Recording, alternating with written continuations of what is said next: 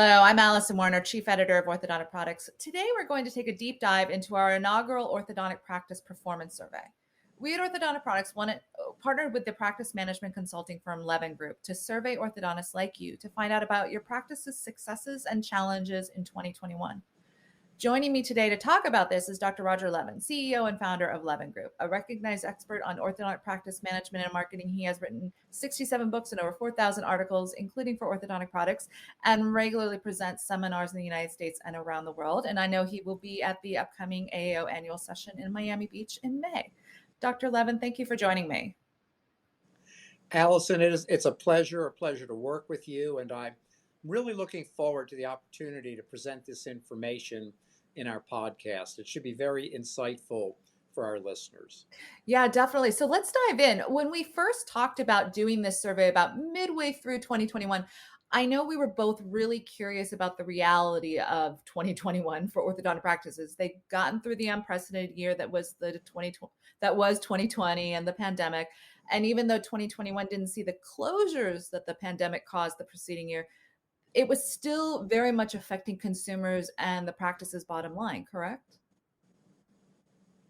It was, but actually, Alison, what's interesting is a lot of practices did really well. There's a term I use called pandemic effect. Mm. And if you were in the restaurant business, as we all know, you got typically most of them got hurt pretty badly. Yeah. But orthodontics actually benefited in 21 from the pandemic in that people had more disposable income, more people were working from home, so they had more flexible schedules. And we saw an uptick in a lot of practices, and then many practices actually had their record production in 2021.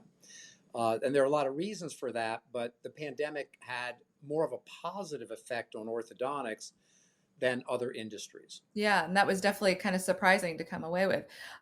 So let's talk about the survey itself. Now, we collected the data from orthodontists between January and February of this year, and it was an online survey. And we asked respondents to consider their full year of 2021 for practice performance when answering the questions. Can you talk about who participated in the survey? I can, and I want to stress to everybody that this is a 2021 survey. We didn't ask about January 22, February 22, and what trends we might see going forward, although if you want to touch on those later, we have enough of the year behind us to at least get a sense. But what we found, and I'm going to give numbers, and I'm going to try to, if I give numbers, I'll try to interpret them along the way. Otherwise, it's just a lot of data, and I love data, but you have to understand what the data means. So most of our respondents, 84%, were owners or partners in a private practice. So the majority of this survey focused on private practice orthodontists. We did get responses. Only about 6% of the respondents were associates, which is very typical of these surveys. Associates aren't as motivated to answer them. They don't even often have all of the information about the practice that they need. And 10% were employed by DSOs, which was a little higher than I expected, because very often, when you're employed by a DSO, you are an employee, there's an employee sense, and you don't typically respond to practice surveys. So it really is a private practice survey in that regard. So what can you tell us about kind of the gender breakdown of the respondents? Because, there is this influx of female practitioners with the residents that are coming out of school. So what was the breakdown there? Well, I'll break it down into 4 areas. Interestingly, but not surprising once I thought about it, the average age of the respondent was 51 years of age. And the reason at first I thought, oh, that's interesting. What does that mean? But then I looked, as you know, I'm the CEO of a consulting firm. We were founded in 1985. And I would say the average age of our client base is about 47 years of age. So I thought that was interesting that the person who felt that they wanted to answer the survey was similar to the age group of people who are looking at, okay, what do I do with my practice? I think there's a correlation there of some sort. Okay. Orthodontics for many years was a male-dominated field, and 73% of the respondents were men, Mhm. but 27% were women. And that, I think, as we do this survey year after year, which we've kind of talked about making sure we have an annual survey, Yeah. we're going to see that number of female respondents going up. Mhm. So I was delighted to see that 27% of the respondents were women. Yeah. And basically, we find that if you look at the field itself, about 73% of orthodontists are men Mhm. and around 27% are women. Different than the class makeup of undergraduate dental school, where we're running around 50-50. Mhm. But you know, that's that the residencies become a filtering at a higher level. Yeah. So we have a fairly representative response, and I was glad to see that across the board. Yeah, definitely. I agree. Well, so let's dive into the survey results. So we pulled all the results together into an article that you've written that will be in our April, May issue of the magazine, and will go up online on our website where, listeners to this can go find the full results and a full breakdown of what they mean. But when you were writing that article, you broke the findings into 4 categories. So I thought we'd move through those one at a time and kind of dive into what we found. And so let's start with the first one, which was financials, which you broke out as production, profit, overhead, and fees. What were the key takeaways there? Yeah, and I want to stress to everybody listening that the data is really important, but then you have to interpret the data. Mhm. And you have to, and again, I love data, but I never want to just report data.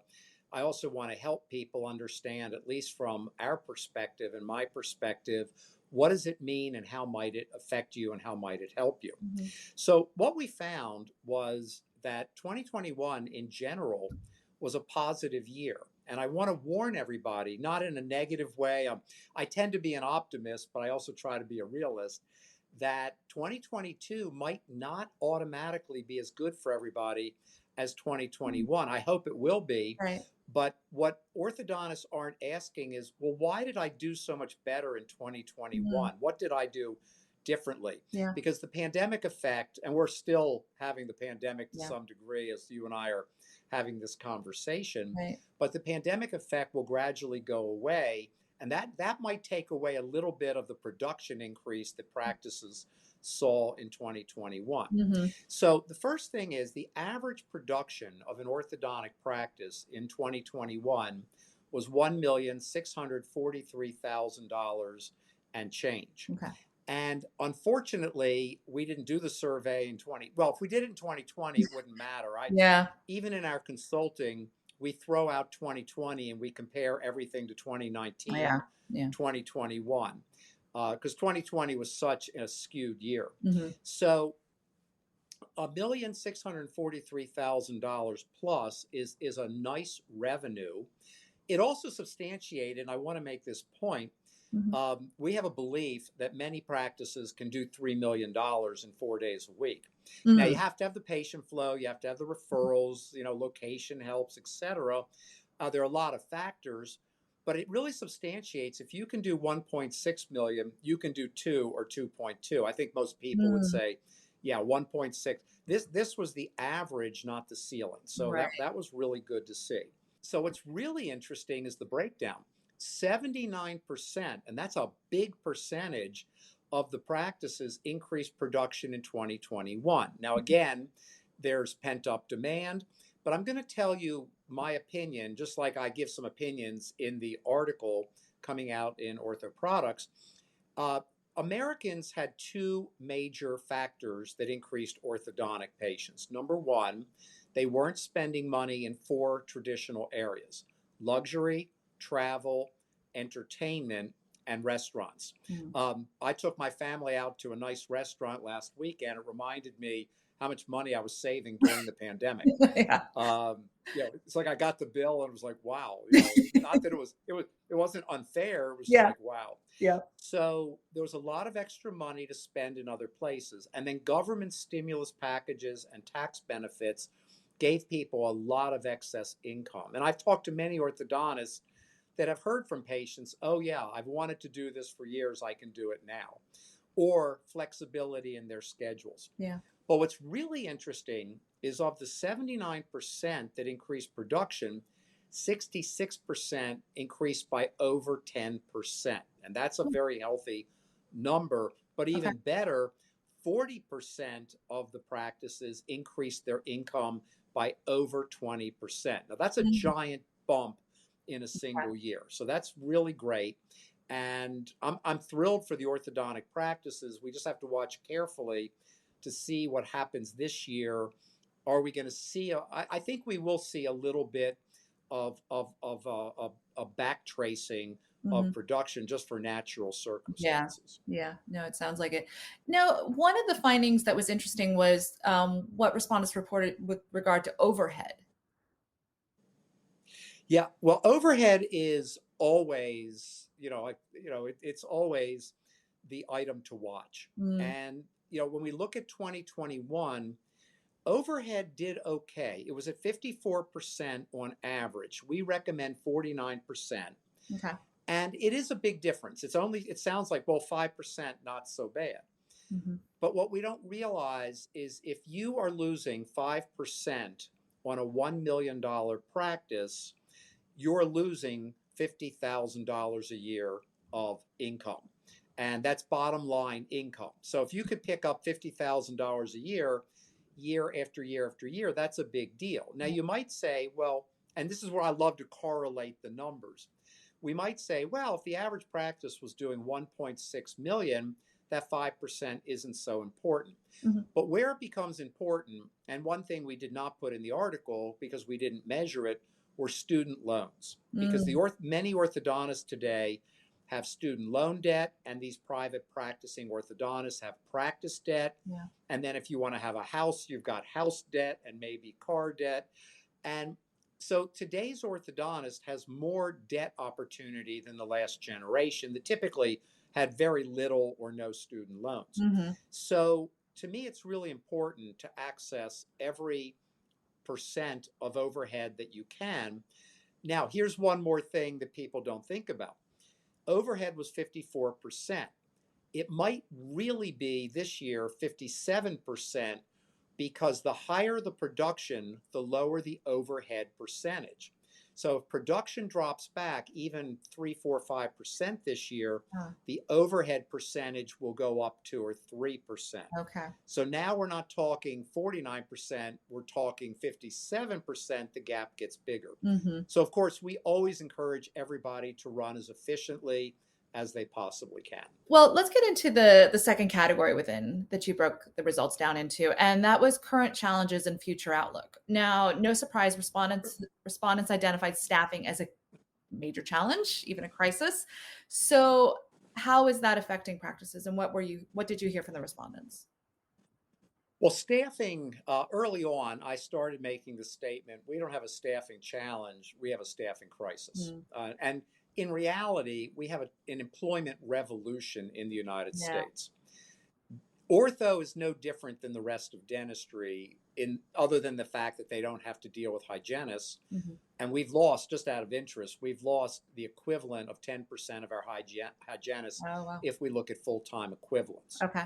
So ortho fortunately doesn't have to worry about that, unlike in Canada, where you have to have hygienists in the ortho practices Mm, okay. due to some of the regulations. Okay. So in reality, staffing is a very, very serious issue right now, and we could spend hours on this. Mhm. 54, when we look at challenges, 54% of ortho practices stated that staffing was their biggest challenge. Yeah. And I can tell you from another survey in general dentistry, just to give an analogy, Hmm. 46% of the practices are seeking staff members today, which is an unbelievable number. Yeah. The other problem we're going to have, we have two major obstacles. Number one, we need certain people that are somewhat trained. Our technology is more advanced. You can't take radiographs without being certified. Mhm. And the other factor is that a lot of people are now going to insist on hybrid jobs, part of the week in the office, part of the week at home.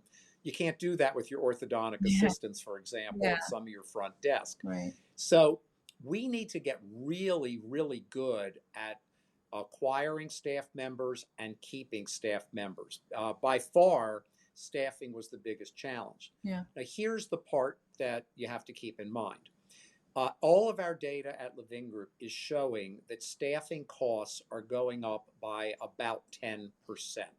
I mean, it's just like inflation. It's the biggest jump I've ever seen in 38 years. Mm-hmm. And there are only two ways to compensate for that. You can reduce your overhead, but keep in mind with overhead, the problem is you can only cut once. So once you reduce an expense, you can't do it again. You can only go so low in overhead. Okay.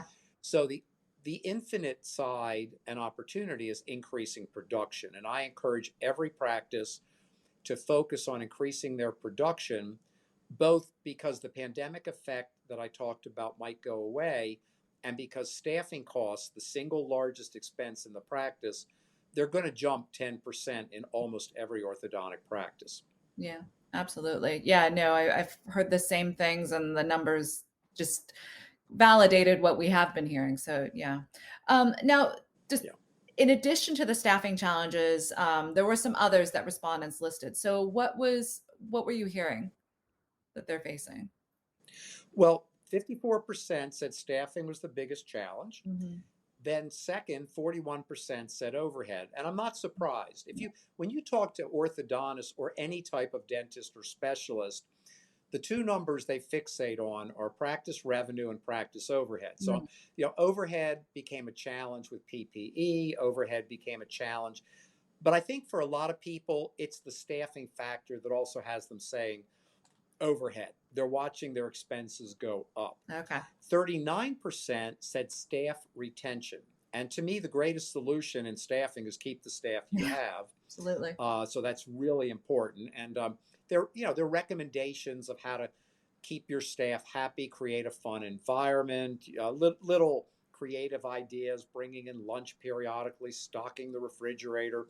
We have one orthodontic practice. Every Monday is called Miniature Monday. There's a basket of miniature liquors in the staff room, and everybody gets to take 2 or 3 home, with the joke being don't drink them at 9 o'clock in the morning.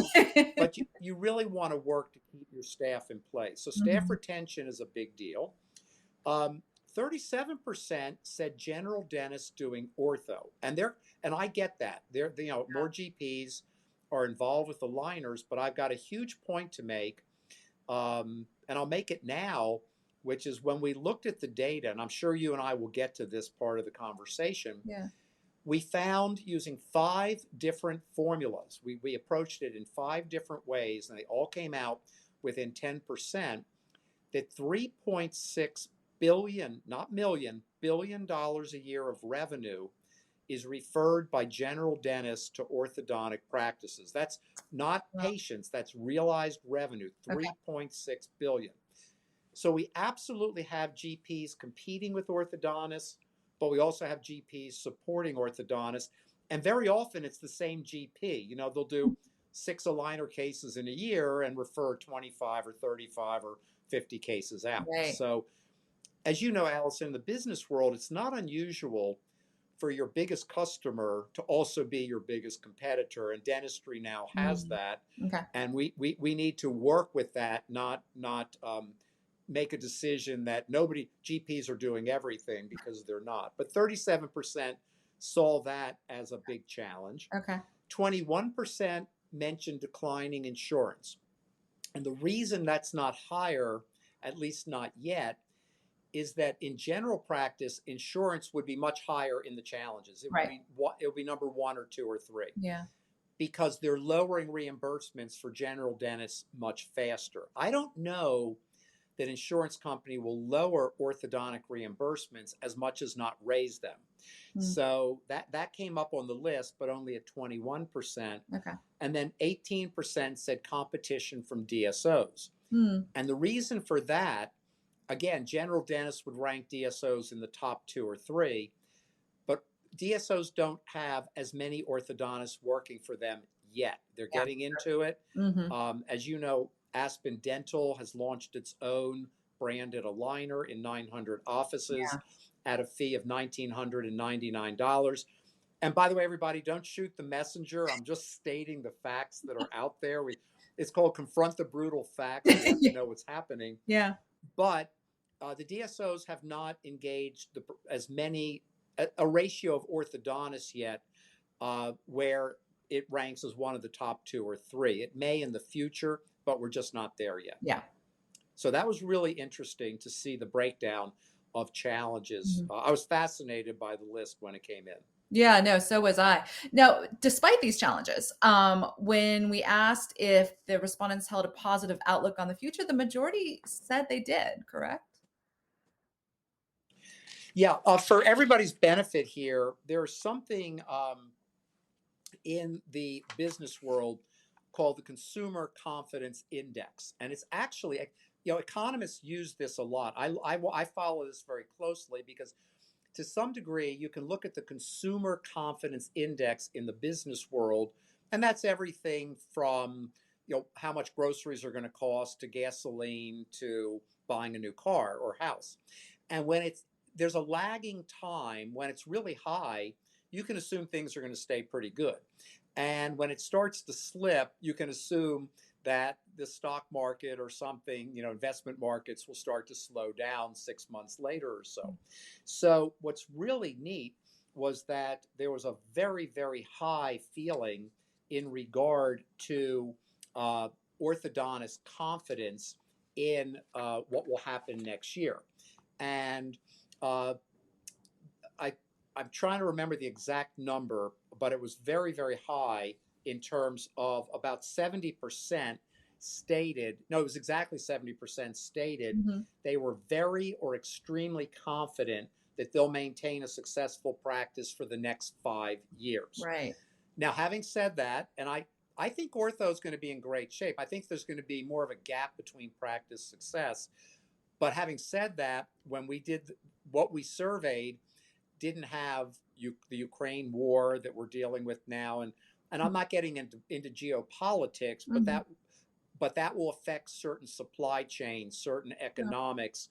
So as you know, Allison, if gasoline goes way up, and so far we're holding, Right. but if gasoline doubles, that'll affect what people are spending in other places. So Exactly. Yeah. even the high inflation that just came out yesterday from the federal government, over 8%, Hmm. uh, for year to for the last month, but a lot of that was gasoline prices. Yeah. It was a huge amount of that. So I'm glad orthodontists are confident, but they are coming off one of their best years in history, Hmm. and may it continue. Yeah. I hope it continues, and we get great results next year. Yeah, exactly. Exactly. Well, okay. So let's move on to the third category you broke the results down into, and that was patient volume and flow. And in terms of patient flow, the majority of respondents reported that they had recovered to the pre-pandemic patient volume level.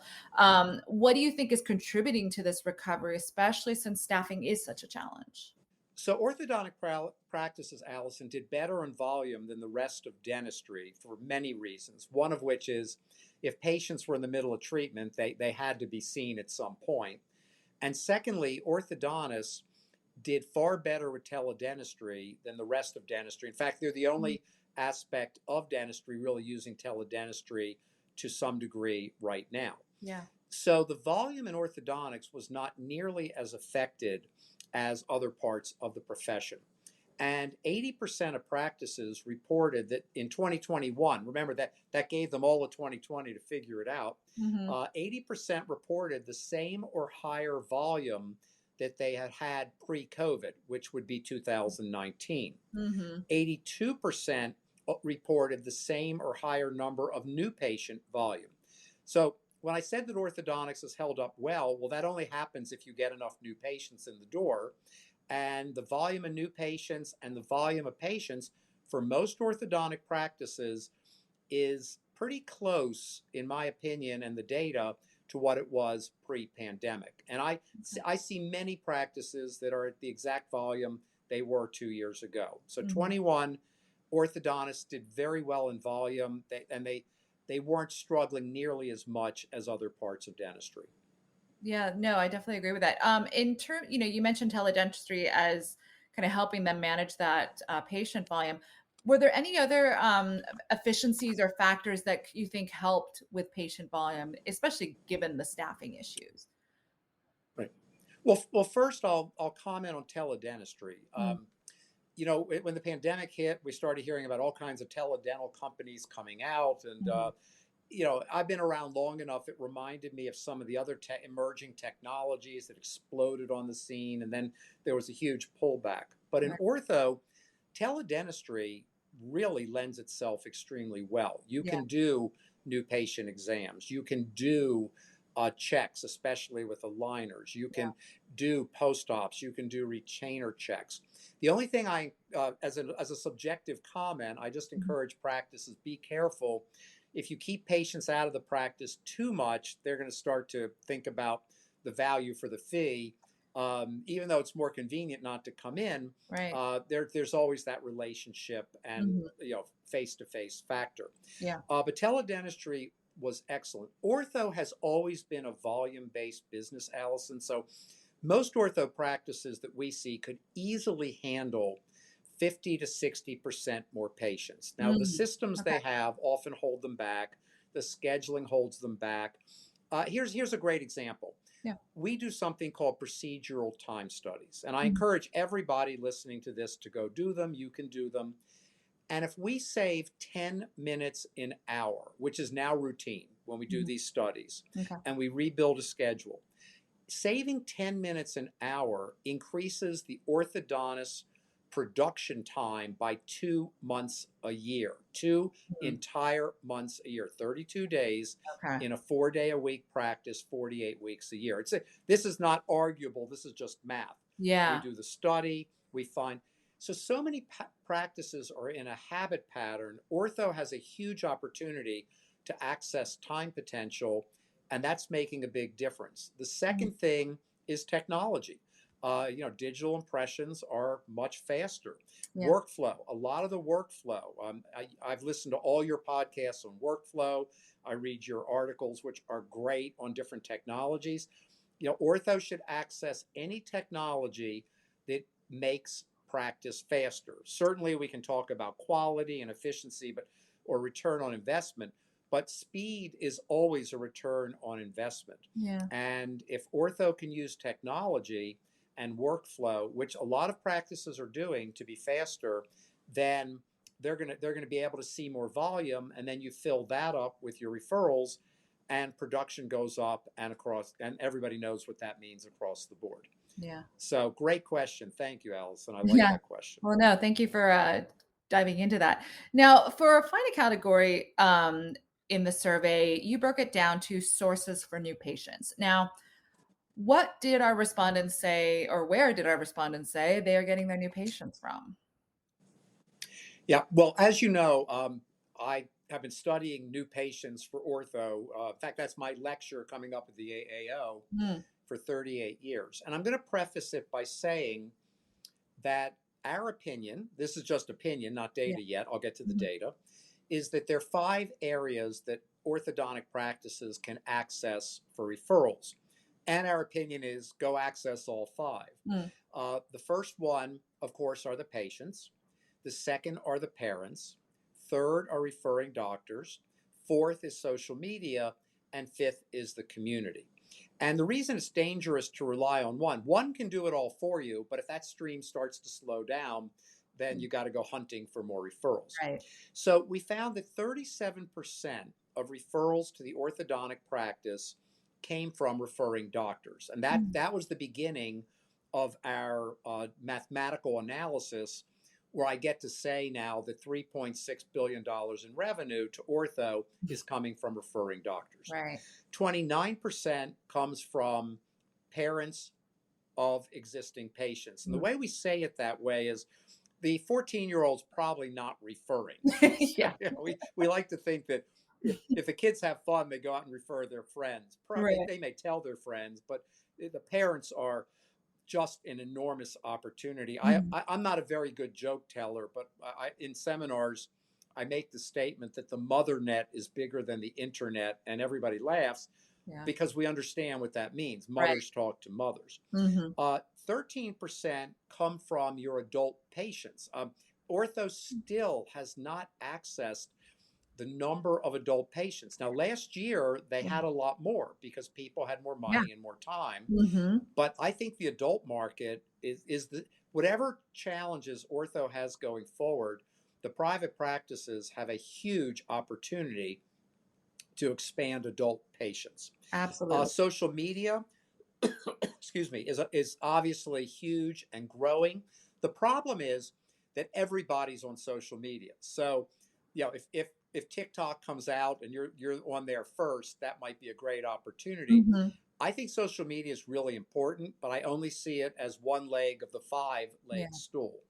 And then lastly, only about 4% of patients, according to practices, are coming from their community activities, meaning sponsoring sports teams, having their name up there, being in the ad book or the yearbook. Now, I do want to give you a caveat that after all this data, Hmm. which is this data is based on what practices are measuring. Right. We think that practices are making one huge mistake in that when they say to a patient, "How did you hear about us?" one of the most common answers is your website. You've got to go back one level more because a lot of times they might have been referred by a parent or a referring doctor, then Right. went to your website. And when Hmm. you say to them, "How'd you hear about us?" "Oh, the website." So the website companies can say, "Well, we're going to get you all the referrals you need." Right. Well, actually, they're often they're good, but they're step two, not step Hmm. one. So Yeah. we're not digging deep enough to really analyze where they're all coming from. Absolutely. I definitely agree with that takeaway. Yeah. So pulling all this data together, what should practices take away? I love the word momentum. Hmm. In the world of marketing, in the world of business, the word momentum is so important. And the takeaway is congratulations, orthodontics, you've got momentum. Whenever you've got momentum, everything is easier. Yeah. But don't rest on your laurels, is my other takeaway. 2021 was a great year. And believe me, I'm thrilled. I want success for everybody. But some of that success was not because practices did anything differently. The question is, okay, we had a great year. Did we do anything differently? Mm. And part of that great year, or maybe all of that growth, was because of the pandemic effect. Okay. And while you have momentum, that's the best time to increase referrals, to have a very solid referral marketing program in multiple areas, to Mhm. shore up your staff. Don't wait till people leave. Yeah. Create that fun, positive culture. Here's a great example. Their practice is losing one or two or three staff members, and they're hyper focused on replacing them, but they're burning out the existing staff in the meantime. Absolutely. Take care of your staff. Mhm. Yeah, because if you don't, you're going to lose some of them too. Yeah. So it was a good year in a lot of ways, but there are underlying factors. There's more, I see competition in ortho growing. So use that momentum to keep your flywheel spinning fast and keep propelling yourself forward by focus on referral marketing, get systems in place, solidify your team. And then, of course, I can't help myself, my favorite subject, do everything you can to provide five-star customer service, not only to your patients, but to your Mhm. team. And Yeah. Allison, you haven't heard me talk about this concept, but we are now telling dentists, and I just gave a lecture to a group of orthodontists about this, Yeah. treat your team like customers. What's your customer service plan for your team this year? Mm. They're no longer employees. The days of transactional employment are coming to a close, which means I pay you, you do work. That's coming to a close. People want to belong to something, they want a relationship. Treat your team as if they are your customers and put a plan together. And then you can go on for years having great growth in production, and you want your production going up every single year. If it does, you're going to be fine. Well, great. Well, thank you so much, Dr. Levin, for taking the time to dive into the survey results with me. I really appreciate it. It's a pleasure. I hope it's interesting to people, and I'll look forward to next year's survey. Absolutely. It'll be fun to compare this year to next year, which I'm sure will be part of our podcast next year. Yeah, absolutely, absolutely. And for those who would like to read the full findings, check out the full article on orthodonticproductsonline.com. And to our audience, thank you for joining us for today's podcast. We will be back soon. In the meantime, you can find past Orthodontic Products podcasts on the MedCorp Podcast Network. And to keep up with the latest orthodontic industry news, visit orthodonticproductsonline.com. Until next time, take care.